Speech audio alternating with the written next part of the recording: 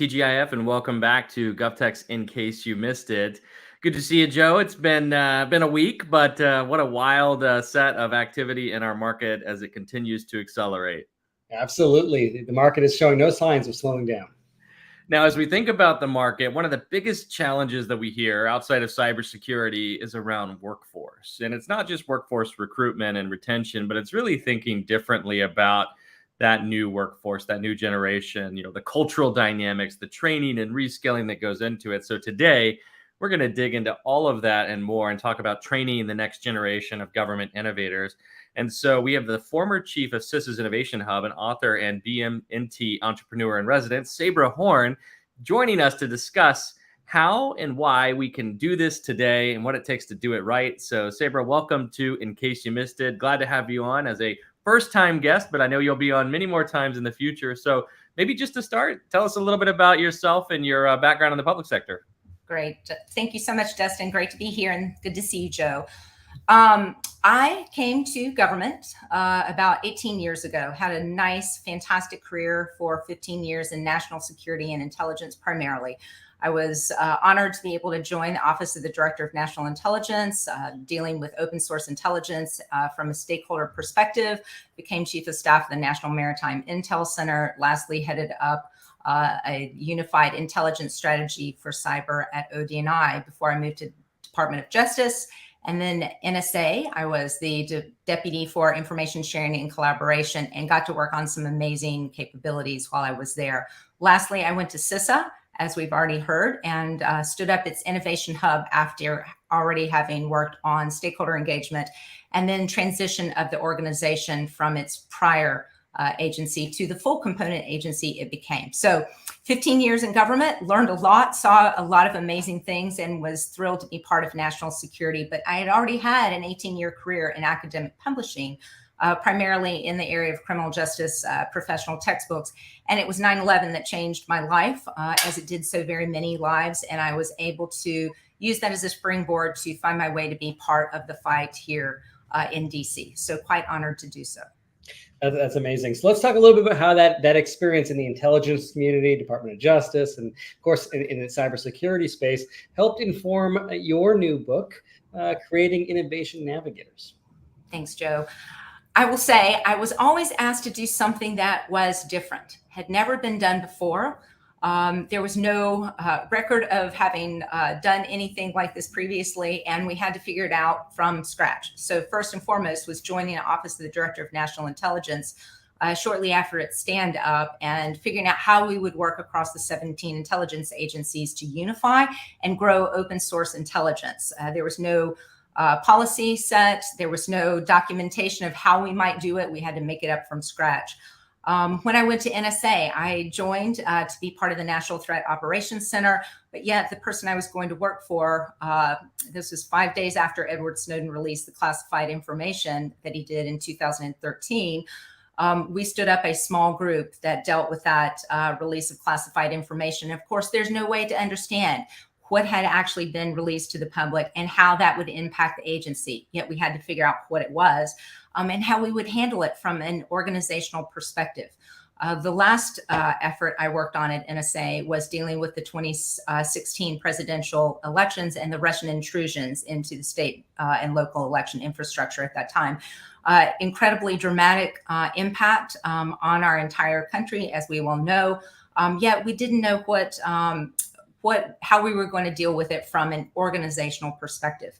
I then moved to CISA and was asked to stand up our elections task force dealing with the same issue at that time. So as you can see, each and every time it's something that has never been done before. And so that informed my thinking when I was then asked at CISA to stand up the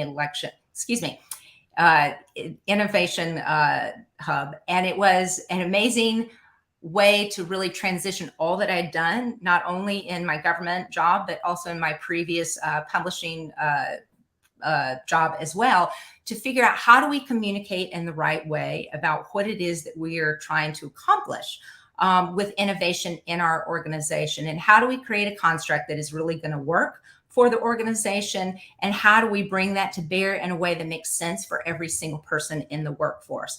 It was a great opportunity when I came to BMNT to be able to sum up those experiences and to draw upon my publishing experience and to be able to put that into a book. And so was thrilled to release last year, Creating Innovation Navigators, which was the book I wish I had been given the day that I was asked to stand up the Innovation Hub. Yeah, that's an amazing background and experience. So let's dig into the book a little bit, because I know it's meant to kind of be a blueprint for any organization, mainly government and public sector leaders, but those that want to foster a culture of innovation among their existing workforce. So, maybe the first question is just, why does innovation so difficult in the public sector? Well, bless our hearts. I'm going to start there, right? We are doing God's work. We are doing incredibly hard tasks, things that only folks who've been in the public sector and been in government really understand. It is such an enormous mission that we are being asked to do. And government is inherently bureaucratic. We have to make slow and deliberate decisions. We have to be collaborative in how we approach every single issue and every single decision. We have to weigh carefully a wide range of perspectives.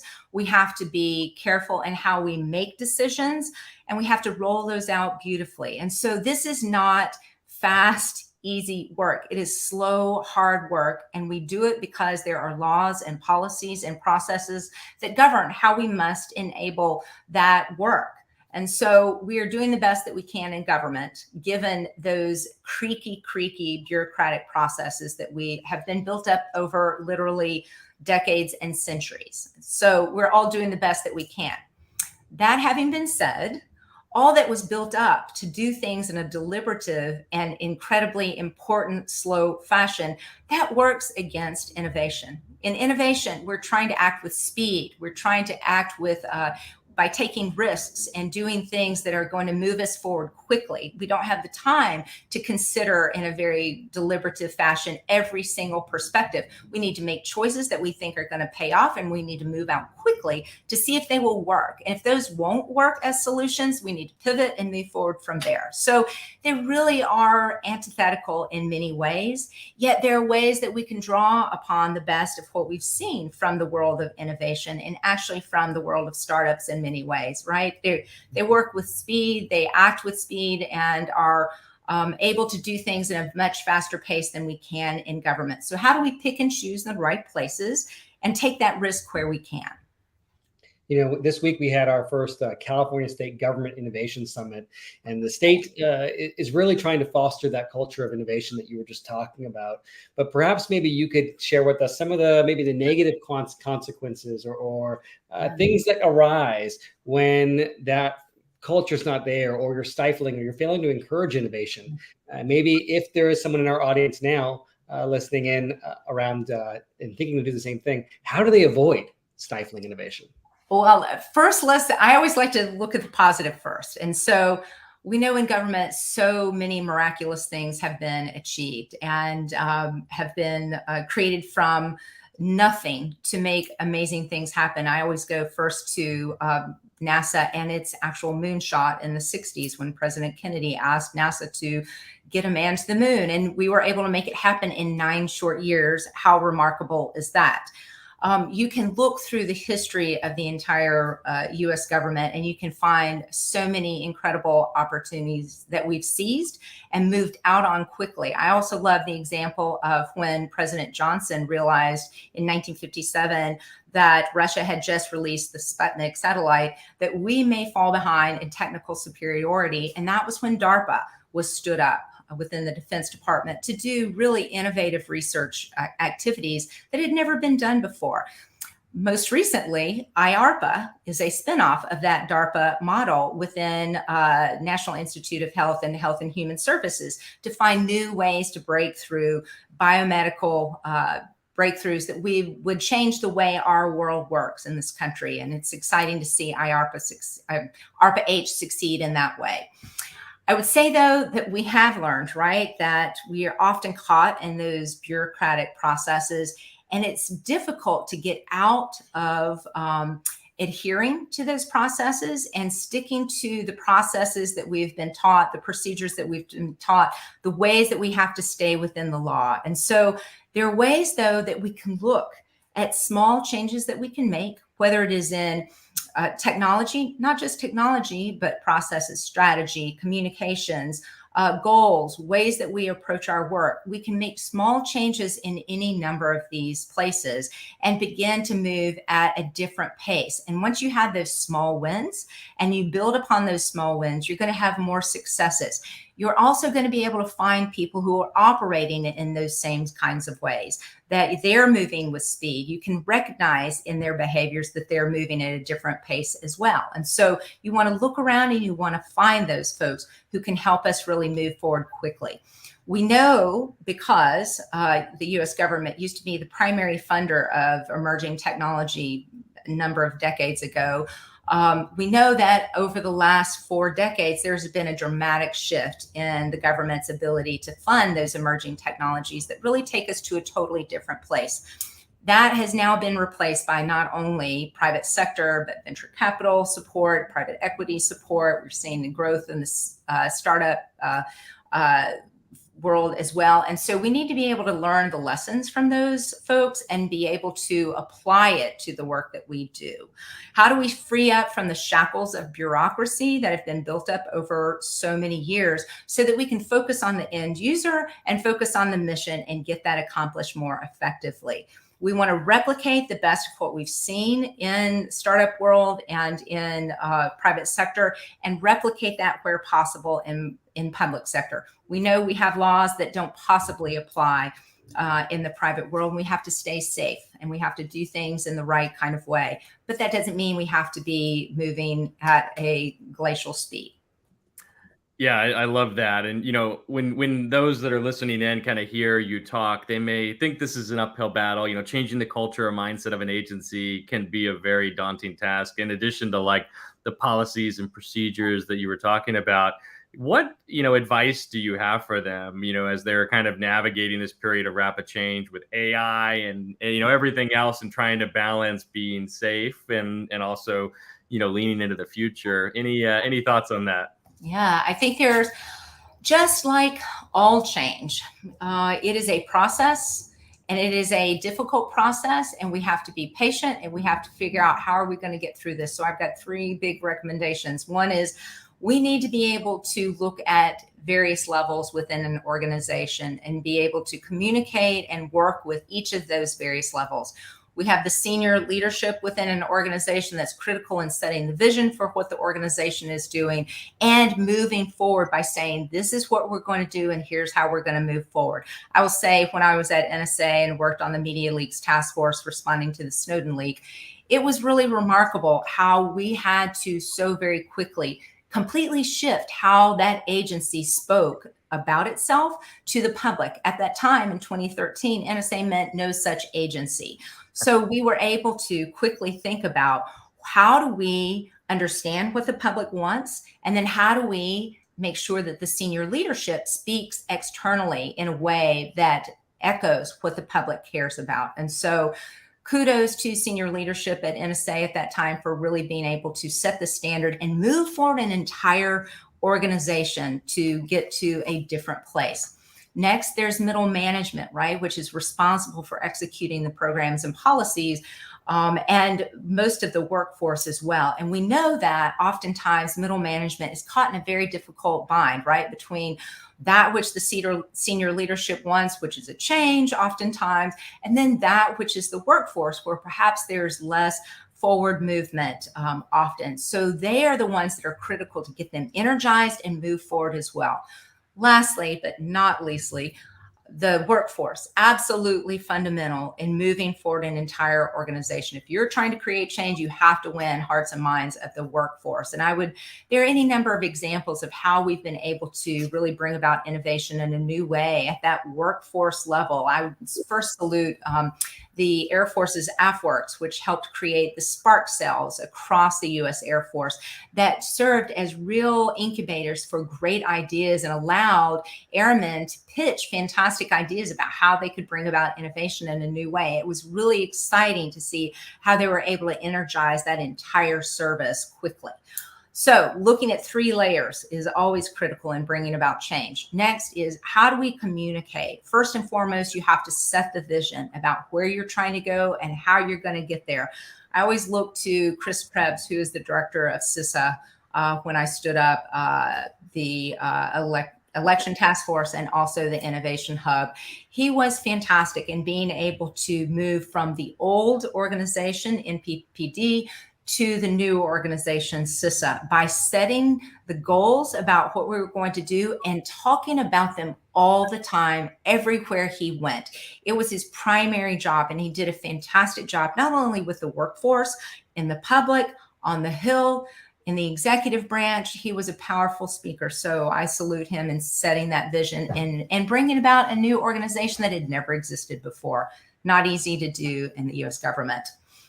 Execution of what you're talking about in your communication is fundamental. And I go back to when I joined OD&I in those very early days after the stand-up of the organization as a response to the 9/11 Commission's report and the congressional mandate as to how we as a government would respond to 9/11.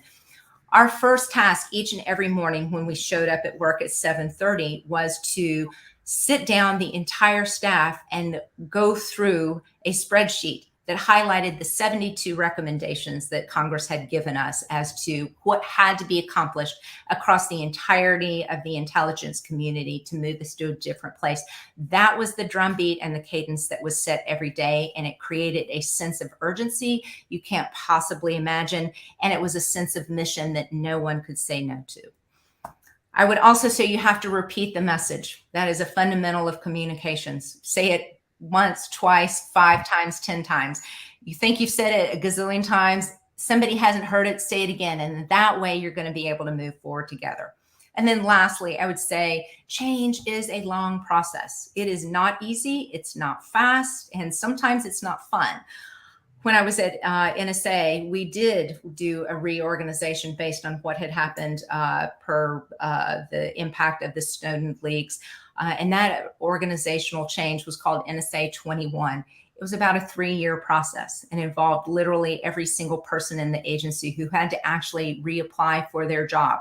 So it was a fruit basket turnover. You can well imagine the impact to the workforce, but we were able to sort it all out. I would say it was probably a 5-year process to begin with. If you think you're going to get change done in 2 months, good luck. You know, when you looked at federal government's approaches to innovation, you found that commercial technology acquisition was the most common pathway. And that's not too dissimilar to state and local government. So pretty much identical there. When it comes to acquiring and implementing new tech, why does government seem to have difficulty keeping up with demand? So let me tweak that a little bit. When you look across the U.S. federal government, the most common application of innovation is bringing in emerging technologies, purchasing and bringing in emerging technologies. So within DoD, there are about 154 innovation organizations that do just that in some way, shape, or fashion. So a big enterprise, especially within Department of Defense. But I do think you're right in that a new way that we're looking at innovation across not only the federal government, but at state and local levels as well.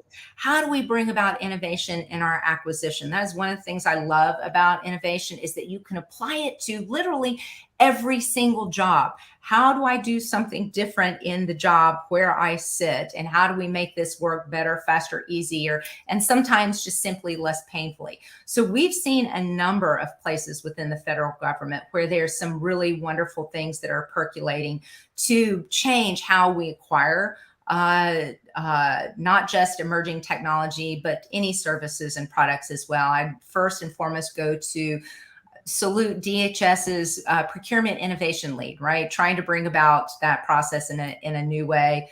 But we also have the NASA Acquisition Innovation Laboratory. GSA is doing some fantastic work in the Defense Acquisition Unit University as well. Why do we have a problem in able to bring in technology, and why are we running so very far behind? It's simply, and this is no news to anybody, we know that there's just been a challenge in how we're able to bring in technologies quickly, and we aren't good at it. And we know that the standard defense process, the PPBE process, is literally a 9-year process. When you look at gathering requirements, budgeting, and executing funding, it is a remarkably long process. And so we have to get better at doing that.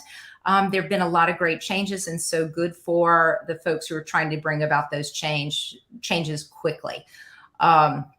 I would say that there's a lot of opportunities that we have, and we've seen some great successes. For instance, the Defense Innovation Unit has, I think, really changed the way we're operating in a lot of different ways. They're using what was once upon a time a very creative authority, the Commercial Solutions Opening Pilot Program, to buy stuff and bring it into the government faster, easier, cheaper. We were able to use that same authority at CISA while I was there, and actually were able to purchase a technology in 18 days, which, I'm sorry, that's a miracle in the federal government. I'm going to give us all a big round of applause for that one. But I think it's freeing ourselves up from the challenges and the shackles that have been put upon us, and figuring out how do we do this in a different way. Yeah, I love that. 18 days is definitely light speed too, even for our market. So that's great. So in your book, you talk about the need for government to understand startup culture. And, when I've talked to agencies about this, some get it, some don't. Some are like, well, startups, they fail, and we can't fail in government. Failure is not an option. But how do you think government can really benefit from the startup mindset? Absolutely. I think there's some things that we can see by looking at that culture and understanding how it operates. And first and foremost, I would say it's really accepting a level of risk that in government we are taught not to accept at all. We know that nothing less than perfection in many ways is what's accepted in government. I mean, whether it is the 10-page white paper that you're delivering to the 2-star, nothing can be wrong in there. You have to check every single thing, including the images. I remember that that was a really delightful 2-week process there. But we have to really stay focused on how do we find places where we can accept risk. And there are so many places that we can accept risk. We just have to really question what it is that we're doing and where we might be able to be embrace that much more effectively. I would also say we in government operate in an environment of fear in many ways, right? A failure to be less than perfect is not acceptable. And so we have to get away from the fear of failing. We have to be willing to accept the fact that failure is something that is actually good in many ways, right? We can learn from what didn't work. And there are so many examples. Let's go back to the example at NASA, right? We know it took 9 years to get a man to the moon. That was not a perfect and easy process. You had to learn from what took place and make changes in a positive fashion to get there. So it's just part of the culture. But I would also say we really have to look at those people who really are innovative and what are the characteristics that they have, and how do we operate in ways that draw upon those characteristics and help leverage those for the organization as a whole. And so it's acting with speed, being able to work quickly, and to do things effectively in a very fast fashion. As I said, accepting risk. It's having a bias to action rather than what we're taught in government again, right? Which is deliberative and slow and consider 1,000 options. It's basically, let's pick something that we think is going to work and move out and see if it works. And if it doesn't, how are we going to do that differently, and how are we going to keep moving? It's being creative and curious and learning from everything that you see around you. It's collaborating with others and recognizing where you might be able to use additional tools, resources, ideas, strategies, et cetera, from other folks who are doing things like what you're doing. It's being persistent and optimistic so that you can drive forward and keep getting up every single day, because we know it's hard to keep doing this work, right? We have to keep trying. And lastly, it's having courage in doing that work over and over every day. You think that the courage, the speed, the approach to risk, all those things that you just talked about in terms of a mindset are the same components that would be involved in having an innovative organization? 100%. I think that's the perfect analogy, which is we see that in startup worlds. How do we apply that to what we're doing in government? Beautifully said. Love that. So, our private sector audience is familiar with the concept of a sales pipeline, but you kind of introduced this innovation pipeline, and would love for you to talk a little bit about how an innovation pipeline can help bring about real change in an organization. Yeah. So an innovation pipeline is a concept that BMNT created to help figure out how we might be able to find opportunities to use innovation to make positive change. And so there's a five-step process where we use our ability to recognize and find problems. We're sourcing problems from a lot of different places. We want to talk about how we might be able to think about those problems and curate them and then prioritize them. So we're working on the most important problems only. We want to then to really discover from the end users who would be working on those problems and the solutions we're proposing. We want to talk to the end users and discover what potential solutions might exist and what that might look like.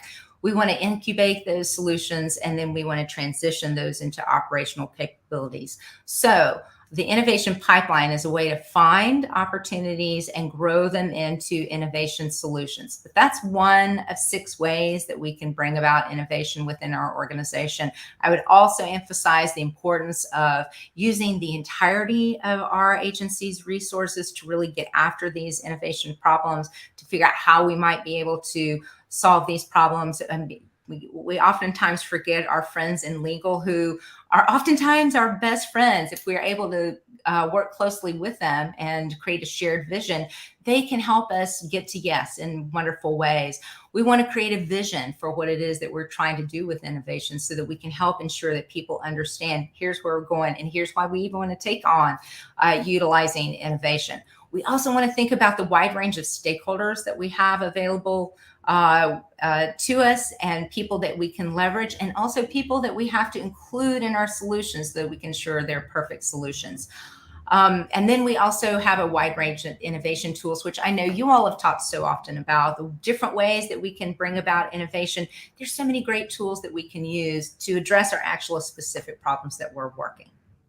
So we kicked off this episode talking about workforce being a challenge. What's the one piece of advice you'd have for state and local agencies in terms of either attracting people with an entrepreneurial mindset or retaining those employees that they may already have that are demonstrating those capabilities? I love how you said it, Joe. I think we have to focus on the folks that we do have already that have those characteristics that I mentioned earlier: acting with speed, ability to take on risk, creativity, learning, perspective, optimism, and courage.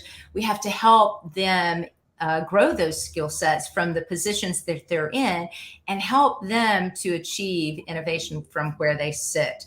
We also, I think, in attracting employees, have to do a great job of articulating why innovation is important to us and how those characteristics that we talked about, which of course, those characteristics will help us create the innovation organization. We have to help new employees see that we care about it. And not only do we want to hire for those skill sets, we're going to train for those skill sets, we're going to reward those skill sets, and we're going to incentivize those skill sets as well. Oftentimes we know colleagues who have ended up, doing amazing innovative work, which often goes against the grain of the organization and causes a lot of stray voltage in so many ways. But we have to reward those people who had the courage to take on those tough roles and do that hard work to stir up some difficulties and challenges within an organization. But if we reward those folks and encourage those folks, we can use their skill sets to help our organizations even more. All right, final question for you. The easiest question: where can our audience go to connect with you and also to get your book? That's great. Thanks, Dustin. I'm on LinkedIn, Sabra Horne, SabraHorne, and you can go to bmnt.com/about, and you can find not only the Creating Innovation Navigators, but a description of the executive education course that we teach in conjunction with the book, which is the Innovation Navigators course. Well, Sabra, thanks so much for joining Dustin and I on this Friday afternoon and walking us through all this wonderful insights on innovation. Until we see you again on another episode, which will be hopefully in the near future. But until then, have a wonderful weekend, everyone. Thanks, you all.